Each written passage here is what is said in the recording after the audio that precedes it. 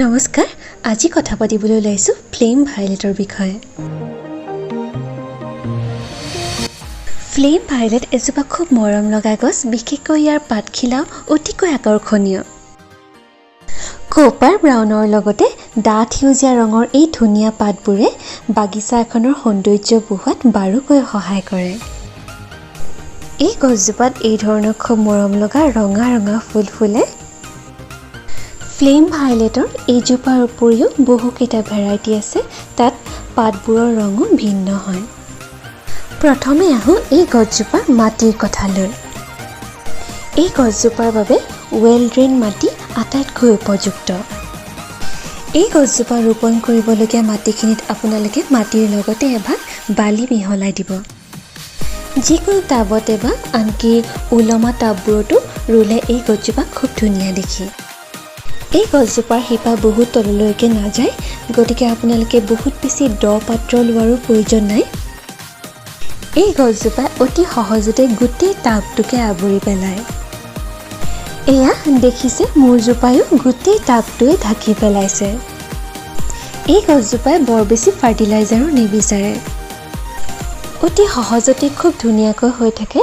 আপোনালোকে যদি দিব বিচাৰে 15-20 দিনৰ মূৰে মূৰে কিছু সাৰ প্ৰয়োগ কৰিব পাৰে, কিন্তু ঠাণ্ডা দিনত একেবাৰে নিদিবই। এতিয়া আহোঁ পানীৰ কথালৈ। যিহেতু এইজোপা বৰ্ষা ঋতুৰ গছ, গতিকে এই গছজোপাই পানী ভাল পায়। কিন্তু একেৰাহে পানী জমা হৈ থকা মাটিতো গছজোপা বেয়া হৈ যাব পাৰে, গতিকে ৱেল ড্ৰেইন মাটি খুব প্ৰয়োজন। কিন্তু এই গছজোপাত আপোনালোকে পানী স্প্ৰে কৰি নিদিব, পাৰিলে ইয়াৰ গুৰিতহে পানী দিবলৈ যত্ন কৰিব। এতিয়া আহোঁ এই গছজোপাই কেনেকুৱা ঠাইত ৰাখিলে ভাল পায়। যিহেতু এইজোপা এজোপা ফুল ফুলা গছ, গতিকে যথেষ্ট পৰিমাণৰ পোহৰৰ প্ৰয়োজন হয়। কিন্তু প্ৰত্যক্ষভাৱে পৰা ৰ'দত এই গছজোপা বেয়া হোৱা দেখা যায়।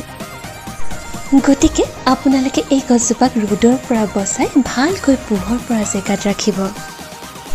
এয়া দেখিছে, মোৰ গছজোপা বাহিৰতে আছে, কিন্তু এই গছজোপাৰ ওপৰত এয়া এজোপা বগেনভেলিয়া আছে।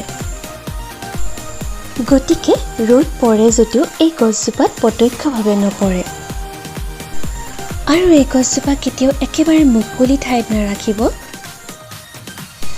মই এই গছজোপা এনেকৈ ৱালৰ কাষত আৰু কেইবাটাও টাবৰ মাজত ৰাখিছোঁ।